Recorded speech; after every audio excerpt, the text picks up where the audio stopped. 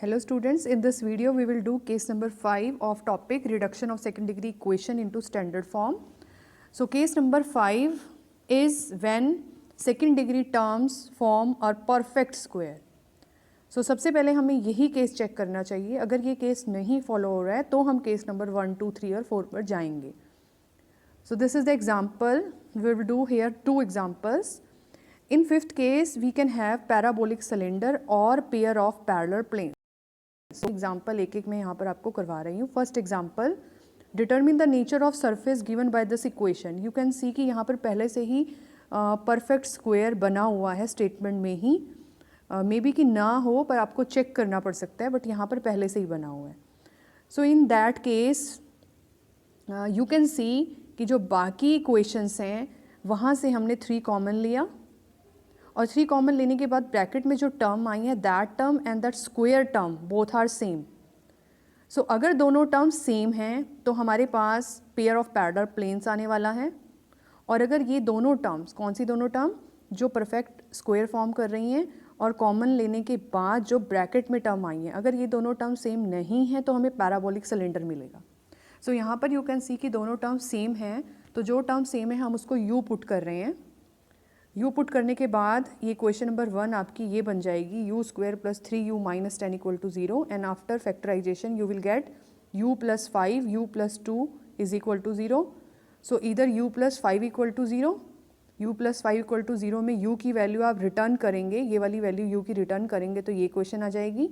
And u plus 2 is equal to 0 में u की value return करेंगे तो ये क्वेश्चन आ जाएगी. एंड यू कैन सी कि ये जो दोनों इक्वेशंस हैं इनमें सिर्फ कांस्टेंट का डिफरेंस है.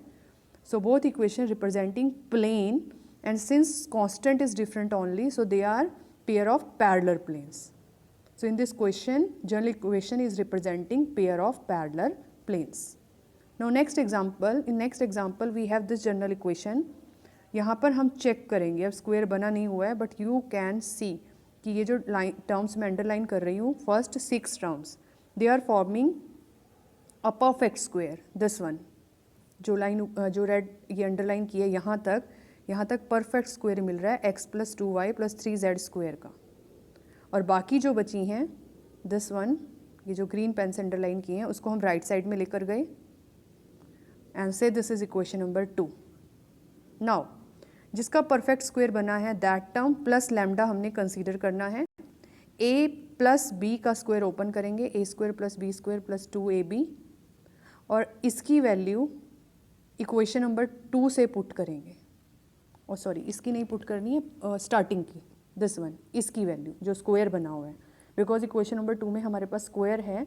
तो जो ये फर्स्ट टर्म है पर्पल से मार्क करते हैं, चलो ये जो फर्स्ट टर्म है स्क्वायर वाली, इसकी वैल्यू इक्वेशन नंबर 2 से पुट की दिस वन.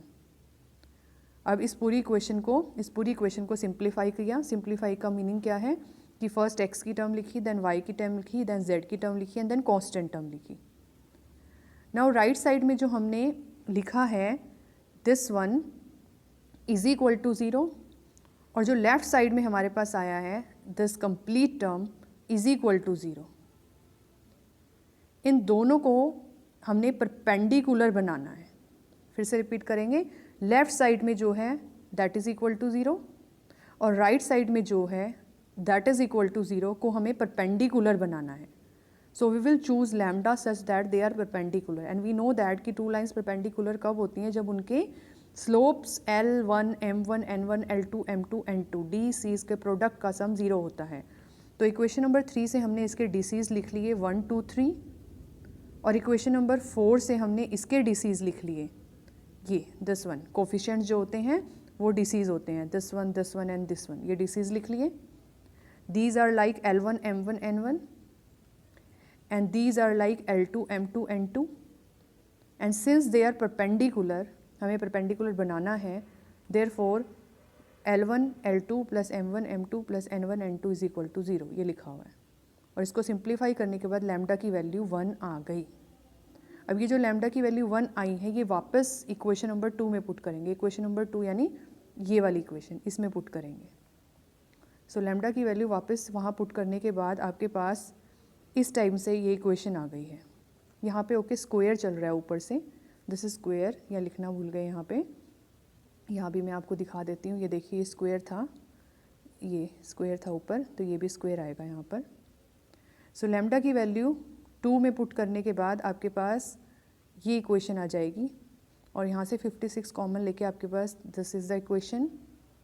एंड अब करेंगे क्या, यहाँ देखें x का कोफिशिएंट 1 स्क्वायर, y का कोफिशिएंट 2 स्क्वायर और z का कोफिशिएंट 3 स्क्वायर यानी 9। इसके इस टर्म से sum of square under the root से डिवाइड किया और उसी से मल्टीप्लाई कर दिया, और यही काम यहाँ किया है। x का स्क्वायर, x के कोफिशिएंट का स्क्वायर 1 स्क्वायर, y के कोफिशिएंट का स्क्वायर 1 स्क्वायर, z के कोफिशिएंट का स्क्वायर -1 स्क्वायर, उसके अंडर रूट से डिवाइड किया और उसी के अंडर रूट से यहाँ पर मल्टीप्लाई भी कर दिया √3। 56 तो पहले से ही था। इसको करने से क्या हुआ, इसको करने से हमारे पास ये जो टर्म बन गई है, ये कंप्लीट टर्म, दिस वन, ये टर्म डिस्टेंस की फॉर्म में बन गई है। And like wise this one also, ये डिस्टेंस की फॉर्म में बन गई है। ये टॉपिक हमने पैराबोला में किया हुआ है in the topic of conics. बिल्कुल वही चीज़ यहाँ पर कर रहे हैं। You can C video of that topic. Now ये जो भी टर्म आई है इसको कैपिटल Y कह दिया, और ये जो भी टर्म आई है इसको कैपिटल X कह दिया। आउटसाइड में हमारे पास 14 है, यहाँ पे 56 √3 है। So 14 4 56. So finally we have capital Y square is equal to 4 √3x, and this is like y square is equal to 4ax, which representing parabolic cylinder. This is not parabola, this is parabolic cylinder, because ये जो capital Y है ये small x y z की terms में है। अगर ये सिर्फ x y के terms में होता, एक्स वाई की टर्म्स में, तो हम इसको पैराबोला कह सकते थे, बट ये एक्स वाई नहीं, एक्स वाई जेड की टर्म्स में है, so it is representing parabolic cylinder.